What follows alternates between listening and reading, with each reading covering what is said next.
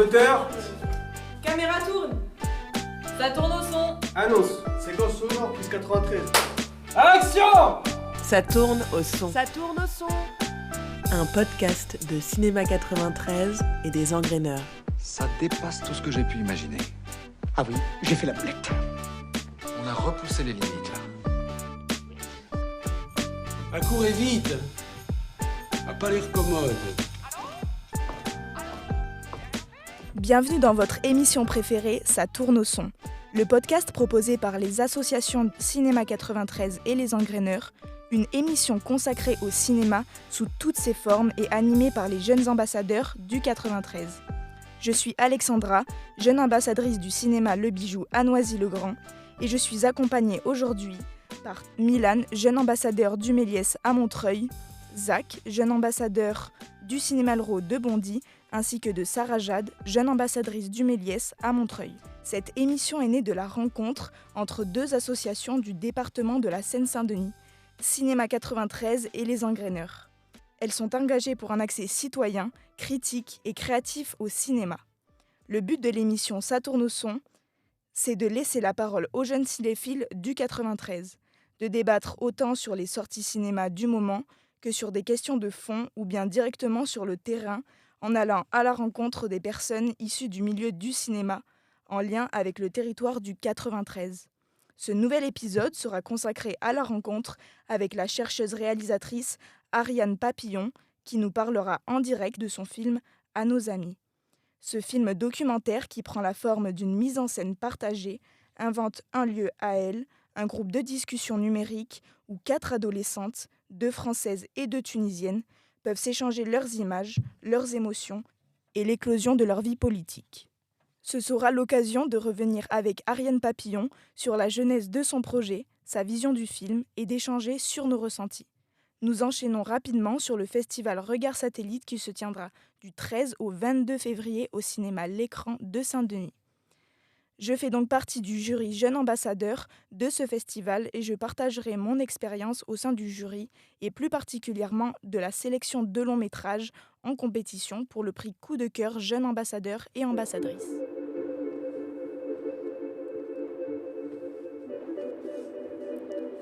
Nous allons désormais passer à l'interview d'Ariane Papillon autour du film À nos amis. Merci Alexandra. Alors, première question, comment est née l'idée de construire le film à partir de vidéos tournées en format vertical et comment est née l'idée du film en son approche par la mise en scène et partagée? L'origine du projet, c'était d'essayer de faire passer au cinéma des images qui ne sont pas cinématographiques à la base, donc des images quotidiennes, amateurs, celles qu'on filme avec nos portables. Et d'essayer d'en faire quelque chose d'autre que le stockage dans nos téléphones ou les réseaux sociaux, et donc de trouver une manière collaborative de faire un film ensemble avec des volontaires, des jeunes filles. Donc au départ, je voulais faire deux ateliers, un en France et un en Tunisie, qui établiraient une correspondance entre 2 groupes de jeunes filles. Et puis en fait, cette idée-là, je l'ai eue en 2020 et vous savez ce qui s'est passé cette année-là. Et donc l'idée l'idée de départ n'était plus possible. Et donc je me suis dit que finalement ça pouvait être un dispositif qui documente aussi les relations à distance à travers les outils numériques, puisque c'était un peu notre quotidien à ce moment-là. Et donc, j'ai cherché à rencontrer différentes adolescentes, un peu partout en France et en Tunisie, en proposant l'idée de faire une correspondance numérique qui deviendrait un film.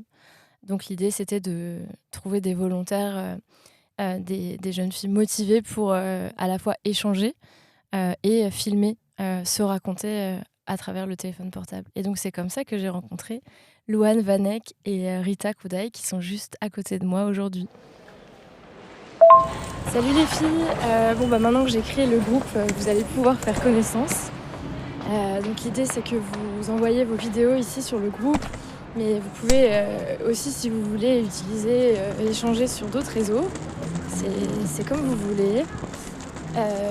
Donc je vous laisse vous présenter et puis réagir aux vidéos des unes et des autres. Et moi, au fur et à mesure, je vous ferai des retours et des propositions. Et est-ce que vous avez eu donc des critères en fait prédéfinis pour ces castings ou est-ce que vous avez été, je sais pas, conquise directement par les filles, quoi? J'avais pas vraiment de critères. Le premier critère, je dirais quand même, c'était juste la motivation, enfin la compréhension un peu des enjeux, enfin de ce qu'on allait faire, que ce serait du documentaire.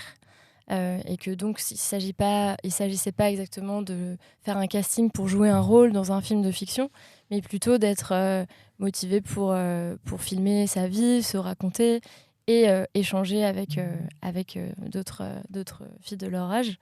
Donc voilà, sinon j'avais pas de critères physiques ou de personnalité. Et quand j'ai rencontré les 4 filles, à l'intuition, j'ai senti que ça pourrait être chouette, que ça pourrait marcher. Et elles étaient différentes. Ça, c'était quand même intéressant. Et en même temps, il n'y avait pas de raison que ça puisse pas dialoguer un minimum. Et donc voilà, quand je les ai rencontrées, je me suis dit que ça valait le coup d'essayer. Mais c'était un peu un pari parce que personne se connaissait et moi non plus, je les connaissais pas. Moi, au départ, je pensais pas du tout que ça allait être comme ça. Enfin, qu'on allait tourner autant de vidéos. Enfin, je n'avais pas très bien compris le format au tout départ. Et je me suis juste lancée dans ça parce que mes parents sont dans le monde du cinéma et que ça m'intéressait. Et au fil du temps, j'ai compris qu'il fallait faire des vidéos format vertical, que ça devait être plus d'1 minute, etc. Et voilà. Mais c'était très spontané, je me suis juste présentée et j'ai apporté mon sourire et j'attendais de voir la réponse. Coucou Louane. Le lycée déjà, c'est trop beau, on dirait genre c'est un peu comme dans les films et tout. À Tunis, c'était pas forcément comme ça. Genre il n'y avait pas vraiment les casiers comme ça et tout ça. Bref. En fait, oui, juste, je te laisserai après répondre, Louane, mais il n'y avait pas vraiment c'était pas non plus un casting comme on peut l'entendre, des auditions dans une salle ou je sais pas quoi, avec quelque chose à dire. C'était plus... je faisais passer un peu des annonces autour de moi et puis je leur demandais de m'envoyer une vidéo de présentation parce qu'au début, on était obligé de pas pouvoir se rencontrer physiquement. Et du coup, c'était un premier échange comme ça, de discussion un peu en visio entre nous, etc. Et moi, à l'origine, j'ai fait mes études dans le lycée où Ariane était. Et en fait, elle avait fait passer une petite annonce, entre guillemets, dans la classe. Et donc, notre prof, elle nous l'avait passée. Et comme moi, je voulais travailler dans le cinéma, être comédienne particulièrement, je me suis dit, ça peut être une première rencontre, un premier pas, une première expérience, même si j'avais compris que c'était pas du tout de la fiction, que c'était pas du tout... que j'allais pas vraiment avoir un rôle et tout, je me dis c'est toujours ça de prix. Et puis en plus le projet m'intéressait aussi avec ces rencontres de filles en plus qui n'ont pas la même culture que moi, etc. Je trouvais ça, je me dis ça va être enrichissant, ça va être intéressant. Et du coup j'ai envoyé pareil des petites vidéos et voilà, après je me suis lancée. Comme tu disais, Rita, tout n'était pas forcément hyper clarifié dès le départ où on allait, ce à quoi allait ressembler le film. Mais moi, je ne le savais pas forcément. C'était plus lancer, en fait, démarrer quelque chose ensemble et puis peu à peu préciser et dessiner un peu plus ce qui ressemble à finalement le film 3 ans, même 4 ans plus tard, après le début de cette première rencontre. Ok. Bon, là, je suis super en retard. Comme d'habitude, du coup, là, je cours. Désolée si ça bouge. Ok. Bon, ça, c'est vraiment la morning routine, genre, tous les matins, je suis en retard pour mon bus. Du coup, tous les matins, je cours. Et genre, c'est le petit footing qui réveille, c'est cool. Allez, let's go! Alors, Ariane Papillon, on le rappelle, vous êtes une chercheuse qui travaille au laboratoire de recherche de l'ESTA, c'est ça ? C'est le STCA, oui. Le STCA, pardon. Et ATER, en études cinématographiques à Lyon. Donc, vous êtes scénariste et réalisatrice de plusieurs films et de séries, type fiction et documentaire. Et en fait, on aimerait bien savoir dans ce projet-là, comment l'autoreprésentation documentaire a été pensée au cours du projet, ainsi que la place de ces outils de communication, c'est-à-dire les visios, les appels, les vidéos selfies, tout ça. Oui, alors donc c'était un film en fait qui était la dimension pratique d'une thèse de recherche-création que j'ai faite à l'université Paris 8, que j'ai soutenue en 2024. Et donc le sujet, c'était vraiment la question de la délégation de la caméra au personnage dans le documentaire. Et donc, oui, comme vous l'avez mentionné, la question de l'autoreprésentation. Donc c'est un dispositif cinématographique qui existait déjà, qui avait été expérimenté par d'autres cinéastes. Mais ce qui m'intéressait, c'était de le faire se frotter un petit peu aux usages contemporains, aux usages filmiques contemporains, aux pratiques filmiques amateurs du téléphone portable. Et du coup, l'idée, c'était aussi de s'intéresser à cette caméra particulière qui est celle qui est dans notre poche tout le temps. Et que donc, voilà, il ne s'agissait pas de moi leur proposer une caméra professionnelle pour faire le film, mais de partir de un peu la spontanéité de leurs gestes, leurs habitudes, aussi d'utilisation de cet outil-là. Et bien sûr, comme c'est une correspondance numérique, eh bien, il y a aussi ça dans le film, toute cette dimension-là. Donc oui, des appels visio, beaucoup de messages vocaux, et tout ça forme la matière principale du film. Il y a aussi des enregistrements d'écran, quelques archives de leurs propres réseaux sociaux aussi qu'elles ont envoyées pour le film. Il y en a assez peu, mais il y en a aussi un petit peu. Donc on voit qu'il y a quand même une circulation entre les pratiques filmiques et de représentation de soi pour le film et leurs habitudes de communication et de filmage pour elles-mêmes en dehors du film, quoi. Coucou Caroline, j'espère que tu vas bien. Je voulais juste te faire part de ma réaction à tes vidéos. Donc en fait pour les collages d'affiches, des trucs sur le féminisme, sur la binarité, je trouve trop sympa que vous fassiez ça. Moi personnellement, dans le quartier où j'habite, du moins, et en Tunisie, il n'y a pas forcément ça. Du coup, je suis trop contente que vous le fassiez. Il y avait une fréquence qui était nécessaire pour l'envoi de toutes ces vidéos. Est-ce qu'elle devait envoyer des vidéos, par exemple, toutes les semaines, tous les mois, ou c'est vraiment quand est-ce qu'elle le souhaitait et comment elle le souhaitait, quoi? Bah, là, je vais vous laisser répondre. Allez-y.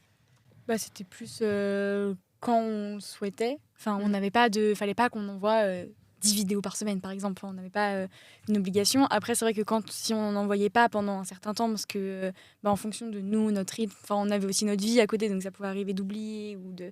Voilà. Ariane, elle nous refaisait des petits rappels. Et puis parfois aussi, on savait juste plus trop quoi filmer, sur quoi, vers où se diriger. Et donc, elle nous donnait quelques consignes pour essayer de nous guider et qu'on reparte... qu'on ait à nouveau de l'inspiration, je sais pas, un peu ça.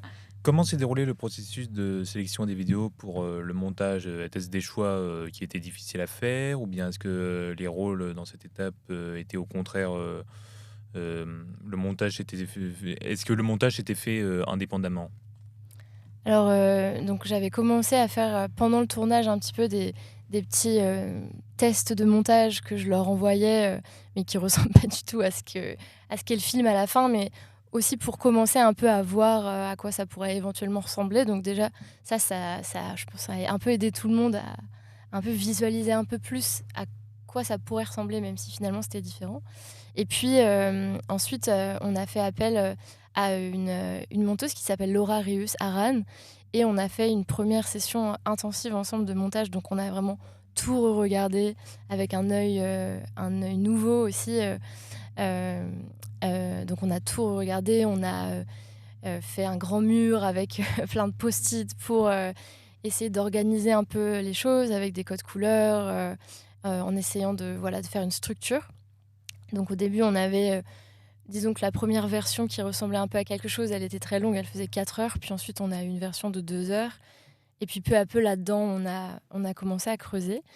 Et après cette première session, donc là on avait un peu une première version de 2 heures, Les filles qui étaient à Paris ont pu venir en salle de montage. On a fait une projection, on a pu en discuter ensemble. Je me souviens, j'ai une photo de vous devant le mur, justement, des post-it. Et on a envoyé le lien de visionnage à Nour, qui était en Tunisie à ce moment-là.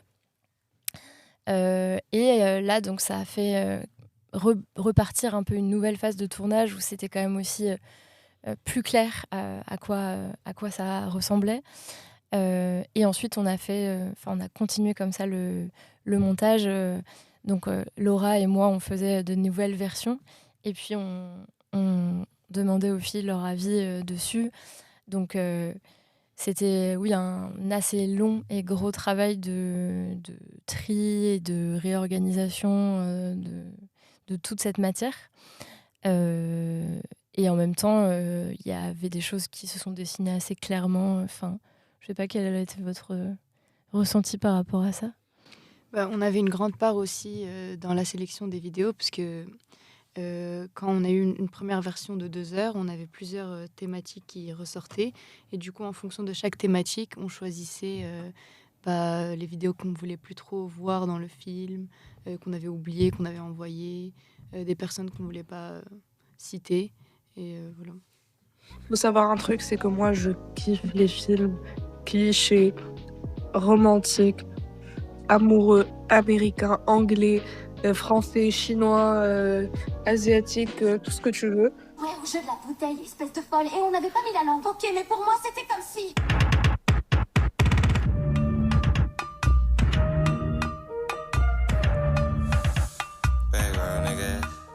Et du coup, le montage, il s'est fait dans l'ordre chronologique ou il y a eu un petit peu des changements qui ont été apportés ?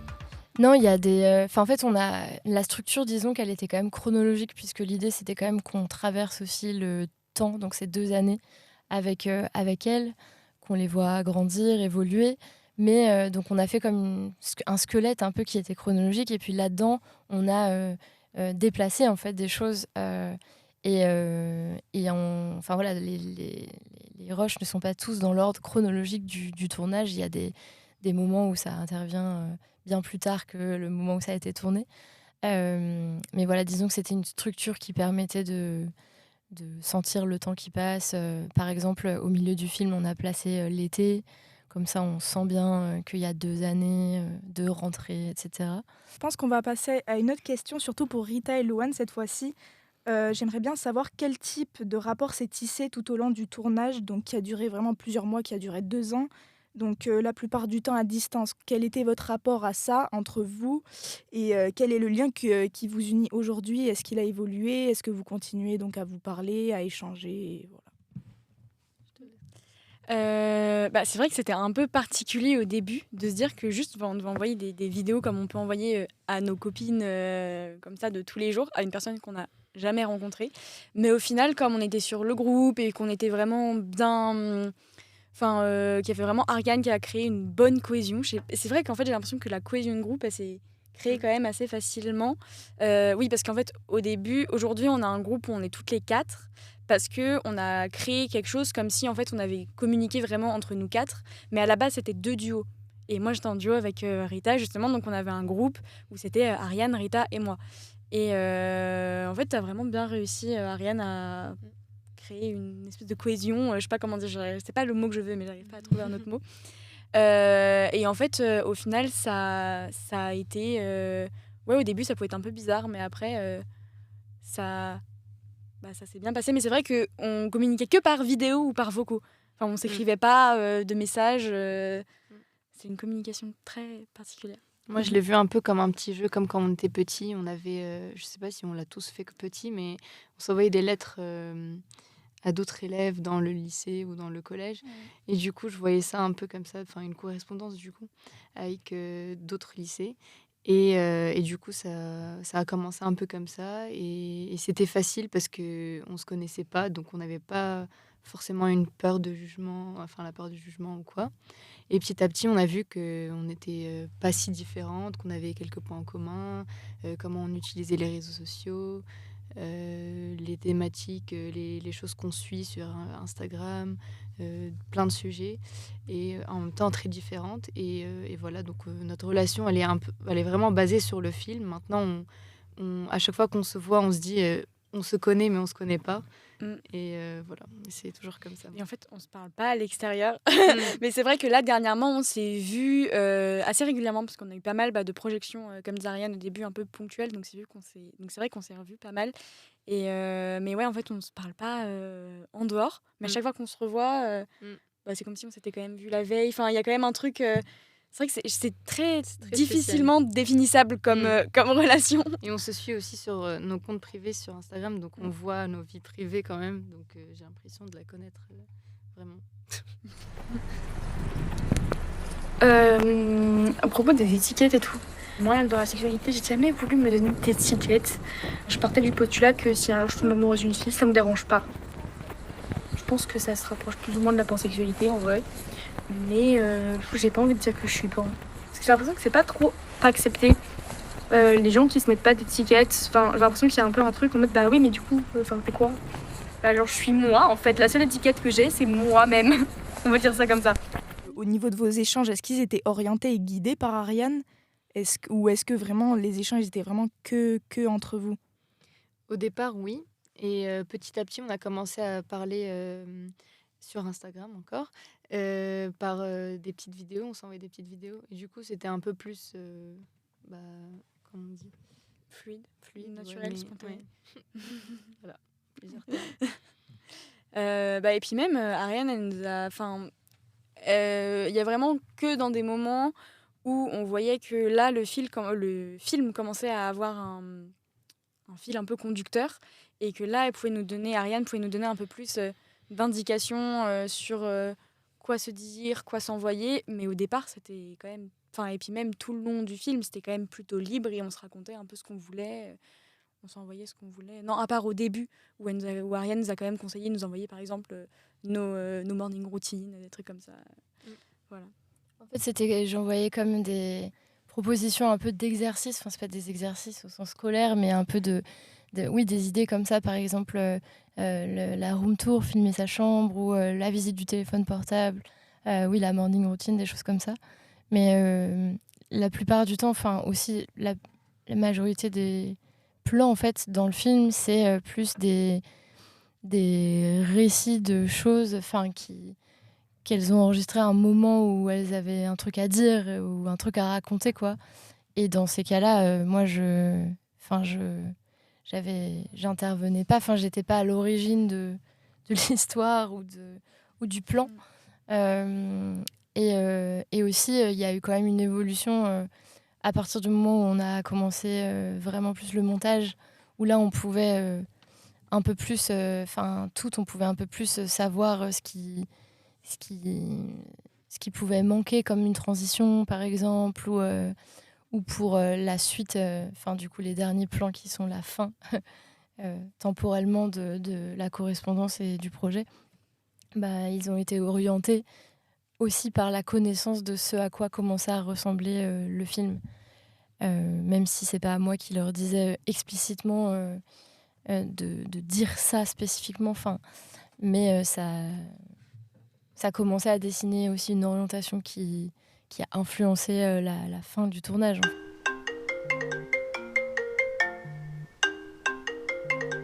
Coucou, comment tu vas ? Ça va et toi ? Ça va très très bien. Attends, clap. Voilà, on a refait un petit enregistrement. J'espère que ça enregistre. Ok, c'est bon, enregistre. Je comprends de vouloir s'identifier, mais de mettre cette pression. À un moment dans ma vie, j'ai vraiment trouvé qu'il y avait une pression de devoir se mettre dans une case. Par exemple, soit t'es lesbienne, soit t'es homo, soit t'es hétéro. Donc je pense que ça, c'est un petit débat qui est assez intéressant. Je sais pas ce que t'en penses déjà pour l'instant. Donc je suis passée par 2 phases. À un moment, j'ai été comme toi. C'est-à-dire, je me suis dit, putain, on nous met tous des étiquettes, on doit tous être tous et toutes dans des cases, etc. Mais je pense que c'est dans un processus. Je pense qu'on a besoin de ce processus-là pour ensuite arriver à ce que tout le monde soit visible, que tout le monde soit visible et que tout le monde, que ça soit normal, que ça devienne dans les normes en fait. Merci beaucoup en tout cas, merci pour vos réponses. Merci à Ariane Papillon, merci à Rita et à Louane pour votre participation, ça me fait très plaisir. Merci à vous. Merci beaucoup, au revoir. Le film sera diffusé au festival Regard Satellite à Saint-Denis, au cinéma L'Écran, samedi 14 février à 18h. Nous allons donc maintenant passer à notre avis sur le jury jeunes ambassadeurs et ambassadrices du festival Regard Satellite au cinéma L'Écran de Saint-Denis. Donc moi-même et Milan, nous allons revenir rapidement sur l'expérience de visionnage de sélection des 6 longs métrages dans le but de décerner le prix jeunes ambassadeurs et ambassadrices lors du festival Regard Satellite qui, on le rappelle, se déroulera du 13 au 22 février prochain. Sans trop en dévoiler, Milan, qu'est-ce que tu as pensé du visionnage des films lors de la sélection et aussi du débat qui a été fait après cela? Alors, tout d'abord, je vais être honnête avec vous tous, c'est que je n'ai eu l'occasion de voir qu'un seul film, Affection, mais au cours de la libre-échange, que j'ai trouvé très pertinente. J'ai trouvé que c'était intéressant la manière dont vous délibérez sur les films. J'ai trouvé qu'il y avait de bonnes thématiques, tout ça. Bon, après, certains films sont soit trop longs, soit pas bien réalisés en tout cas, mais j'ai trouvé ça franchement intéressant.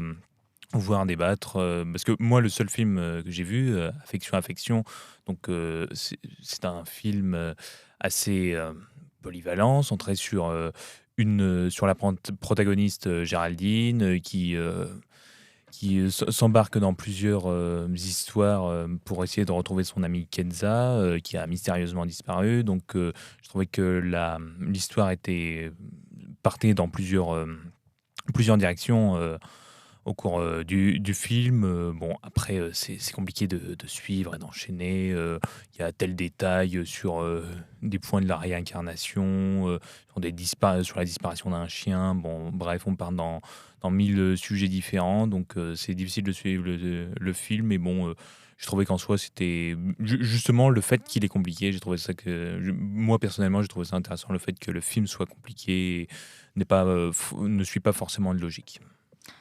Merci beaucoup pour ta réponse et je suis d'accord avec toi. Il y avait vraiment beaucoup d'avis qui ont divergé ou qui ont convergé dans les films. C'est-à-dire qu'il y a des films qui ont un peu plus fait l'unanimité et d'autres moins, qui ont été appréciés par certains et qui ont moins été appréciés par d'autres. Et c'est ça, je trouve, qui est intéressant dans les débats qu'on a pu faire. C'est vraiment de pouvoir confronter nos idées et de comprendre pourquoi, en fait, certaines personnes ont cet avis et pourquoi certaines personnes ont d'autres avis. Ce qui nous a permis en fait d'échanger et de continuer à comprendre et à réfléchir sur les enjeux, les intentions du film et de pouvoir comprendre un petit peu pourquoi est-ce qu'on pourrait choisir ce film ou ce film et de pouvoir finalement choisir un film vainqueur. Donc on va maintenant aborder l'actu ciné, donc sur les dernières sorties en salle de ces dernières semaines. Et si j'essayais de vous présenter les choses dans l'ordre? Atmosphère, est-ce que j'ai une gueule d'atmosphère? Qu'est-ce donc cette diablerie? C'est à moi que tu parles, hein? C'est à moi que tu parles, là? Oh, c'est à moi que tu parles. C'est à moi que tu parles. Eh bien, dernièrement, moi, j'ai assisté au festival d'Angers du 19 au 22 janvier 2026 avec l'option ciné de mon lycée. Donc, durant le festival, nous avons, pendant les 4 jours de notre séjour, voir un peu tout un tas de films. On a revu tout un tas de classiques et des films qui vont sortir prochainement. Il y a eu La Danse des renards, un prochain film franco-belge. Il y a eu le film finlandais La lumière ne meurt jamais, qui était vraiment captivant. Il y avait aussi des vieux classiques entre juge et témoin, donc on a vraiment une atmosphère entre tension, coupable. Bref, il y a des sujets politiques qui ressortent, donc j'ai trouvé le festival vraiment très pertinent. On a passé un super bon moment. Alexandra, tu vas ajouter quelque chose? Ouais, au niveau des sorties de cette semaine, on peut parler notamment de Baise en ville de Martin Jova, donc qui est sorti récemment. Qu'est-ce que tu en as pensé, toi? Alors, j'ai pensé, tout d'abord, je me suis dit, Martin Jova, ça va être différent du premier film que j'ai vu de lui, donc Grand Paris. Baise en ville, je trouvais que c'était un film assez coloré, avec des décors et un certain contexte un petit peu rigolo et absurde en soi. Donc j'ai bien aimé la façon dont jouaient les acteurs. Vraiment, il y avait tout un tas de rebondissements, tout un tas de... J'ai trouvé le synopsis et le déroulé de l'histoire intéressant en soi, parce que on a vraiment le sujet de la politique. Ça veut dire qu'on a le cercle entre l'argent, le permis de conduire, le travail de nuit. Là, le protagoniste Quentin, il rentre à l'aube chez lui. Il a passé toute la nuit à travailler, donc ouais, j'ai trouvé ça pas mal en soi, et bon, je vais pas ajouter quelque chose en plus. Bah, en vrai, je suis d'accord avec toi. Il y a vraiment un humour un peu créé sur le décalage dans le film. Il y a vraiment un côté très décalé dans le film qui est vraiment assumé et qui fait qu'on peut apprécier le film à sa juste valeur et pas se cantonner à on est sur des idées un peu simplistes. Mais il y a vraiment quelque chose de sincère, moi, j'ai trouvé dans le film. Et après, on peut aussi rajouter qu'il y a plusieurs épisodes qui ont été consacrés donc, à la rencontre avec les différents membres de l'équipe du film au niveau de l'association Cinéma 93. Est-ce que tu aurais aussi des recommandations culturelles en général ? Alors, j'ai trop d'exemples pour en donner. Tout ce que je peux dire, c'est que s'il y a un film qui paraît récent ou même classique, il faut saisir l'opportunité d'aller le voir. Comme ça, au moins, vous l'avez vu, vous n'allez pas vous faire tout un scénario dessus. Donc, moi, c'est souvent ça que j'ai, l'opinion d'un film. Je ne l'ai pas vu, je me fais tout un scénario dessus. Et au final, soit je suis satisfait du résultat, soit je ne suis pas emballé. Et voilà. Donc, je peux peut-être quand même proposer quelques films. Je vous conseille d'aller voir La Danse des renards, qui sortira en mars. Donc c'est un film qu'on a beaucoup apprécié, ma classe et moi. Je vous conseille aussi d'aller voir La lumière ne meurt jamais. C'est vraiment c'est centré entre la dépression d'un artiste et son changement d'orientation vis-à-vis de la musique. Il passe du classique à l'alternative. Ok, ben, moi je vais aussi rajouter que j'ai vu récemment l'exposition d'Orson Welles, donc, qui est à la Cinémathèque française et qui a vraiment été très intéressant pour retracer un petit peu la vie d'Orson Welles et tout ce qu'il a fait dans le cinéma, mais aussi en dehors du cinéma. Donc Zach, est-ce que tu peux nous parler toi aussi des films d'actualité que tu as vus ces dernières semaines et qui t'ont plu et dont tu aimerais vraiment parler ? Eh bah salut, alors ouais, il y a Magellan de Lave Jazz que j'ai pu voir en avant-première au 104, il me semble que c'était en décembre, si ma mémoire me fait pas défaut, où il était présent. Et je sais pas si quelqu'un d'entre vous a pu le voir aussi après, vu qu'il est sorti, je crois. Je l'ai vu aussi au cinéma à l'écran à Saint-Denis. Ouais. Et j'avoue que c'était une expérience assez intéressante. Parce que le film était long, les plans étaient très longs et contemplatifs, donc il m'a marqué, ouais, il m'a marqué. Et c'était ton premier Lave Jazz ou... C'était mon premier Lave Jazz, ouais, je connaissais pas le réalisateur. Okay. Et je pense que ça va me donner envie de voir ses prochains films, en tout cas, ouais. Ok, ouais, bah c'est vrai que c'était... déjà, comme tu as dit, c'était quelque chose de très marquant. Et c'était un point de vue qu'on voit, j'allais dire quasiment jamais, mais juste jamais en fait. En tout cas sur cette période, du coup pour ceux qui n'ont pas encore vu, c'est le point de vue philippin sur l'histoire de Magellan et sur les débuts un peu de la colonisation et l'évangélisation de toute cette zone, de toute cette partie du monde par Magellan et son équipage. Donc cette fois, il n'est pas érigé en héros comme dans la plupart des histoires qu'on a pu connaître sur lui jusque-là. C'est un parti pris, mais c'est quelque chose qui est très contemplatif, et qui vaut vraiment le coup. Comme à chaque fois avec Lave Jazz, même si d'habitude il a l'habitude de faire des films plutôt de 7 heures, voire plus, et en noir et blanc, mais c'est quand même une super porte d'entrée, je pense. Et peut-être qu'il va sortir une version alternative, puisqu'il avait dit à l'avant-première qu'il avait encore beaucoup plus de rush, et qu'il avait, il me semble aussi, des rushs en noir et blanc, parce que c'était l'idée de base, vu que c'est un peu son délire. Donc voilà. Ok, et sinon au niveau du cinéma, ou même en dehors du cinéma, est-ce que tu as des recos culturels pour nous ?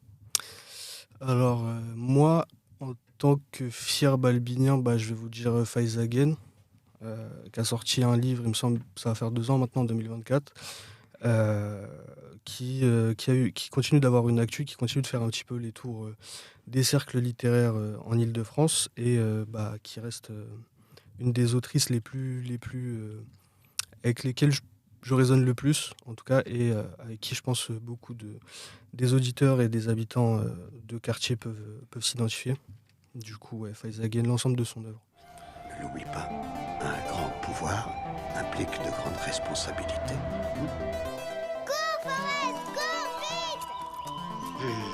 Pour conclure, nous allons parler des rendez-vous à venir dans le réseau 93.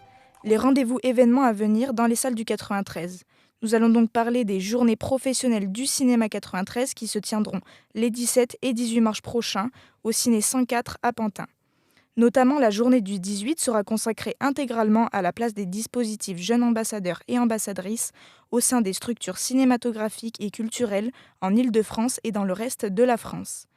Le thème des journées pro du mercredi 18 mars, les jeunes ambassadeurs et ambassadrices sont-ils la solution ? Face au défi du renouvellement des publics. Face au défi du renouvellement des publics, les salles de cinéma doivent-elles confier les clés à une jeunesse qui sera mieux placée pour faire survivre le lieu ? Mais de quelle jeunesse parle-t-on et quelle place lui est vraiment dédiée ? En ouvrant la réflexion aux autres lieux de diffusion culturelle et à partir de mise en situation, nous réinterrogerons les objectifs et les moyens mis en œuvre. Et si les effets de tels dispositifs n'étaient pas forcément ceux que l'on croit.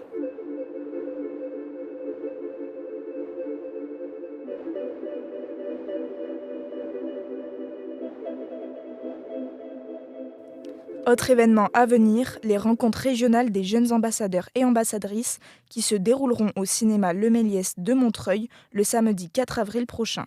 Les 6 associations départementales, CIP, Cinéma Public, Écran VO, Ciné-Son, Acrif et Cinéma 93, réunissent leurs jeunes ambassadeurs et ambassadrices pour participer à une journée festive avec restitution des actions menées à l'année et des ateliers pratiques autour de l'éloquence pour créer de vraies rencontres interdépartementales avec des ciné-battles et critiques de films, un atelier podcast et une formation à l'éloquence en public, ainsi qu'un buffet et une projection avant-première en fin d'après-midi qui sera suivie d'un temps de rencontre avec l'équipe du film. Gaëtan, je te laisse maintenant la parole pour les 2 prochains événements Engraineurs. Merci. Comme chaque mois, l'association Les Engraineurs organise dans le cadre de nos rendez-vous mensuels intitulés Cinémathèque des projections publiques de courts-métrages au Centre culturel Nelson Mandela à Pantin. C'est des projections qui sont gratuites et ouvertes à toutes et tous. Le prochain rendez-vous aura lieu le jeudi 19 février à 19h. Nous projetterons 3 courts-métrages, dont 2 ont été réalisés par d'anciens étudiants du Master Pro Documentaire Écriture du monde contemporain de Paris-Cité. Il s'agit d'Anis Deboussy et Camille Kungel. Et le 3e film proposé est réalisé par Perrine Prieur, qui est une habitante du quartier des Courtillères. J'en profite aussi pour vous inviter le vendredi 13 mars, toujours au Centre culturel Nelson Mandela à 19h, pour la projection des films produits en 2025 par notre association. C'est un événement festif, gratuit et ouvert à tous qui sera l'occasion de revenir sur 1 an de projets cinématographiques réalisés avec nos adhérents. Vous y découvrirez des courts-métrages de fiction, du documentaire et même de l'animation, en plus de plein d'autres surprises, donc on vous attend nombreuses et nombreux. Je rappelle que l'entrée pour ces événements est libre et gratuite dans la limite des places disponibles. Donc rendez-vous le 19 février et le 13 mars prochain à 19h. Le centre culturel Nelson Mandela est situé au 11 avenue Aimé Césaire à Pantin. Et dernière info, les Engraineurs ont lancé un casting pour trouver les 3 rôles principaux de notre prochain projet de court-métrage musical qui s'appelle IBJ et qui se tournera l'été prochain à Pantin. Donc le casting est ouvert jusqu'au 15 février. On cherche 2 filles et un garçon entre 16 et 20 ans. Si vous souhaitez y participer, toutes les informations sont disponibles sur la page Instagram des Engraineurs. Merci. Merci beaucoup à vous, merci pour vos réponses, Zach et Milan. Merci à toi et bonne soirée. Merci, bonne soirée à tout le monde. Et hâte de la prochaine émission. Mais carrément, allez, salut. Merci beaucoup. Donc, je souhaiterais aussi remercier Ariane Papillon et ces 2 actrices qui nous ont rejoints. Donc, ça fait extrêmement plaisir.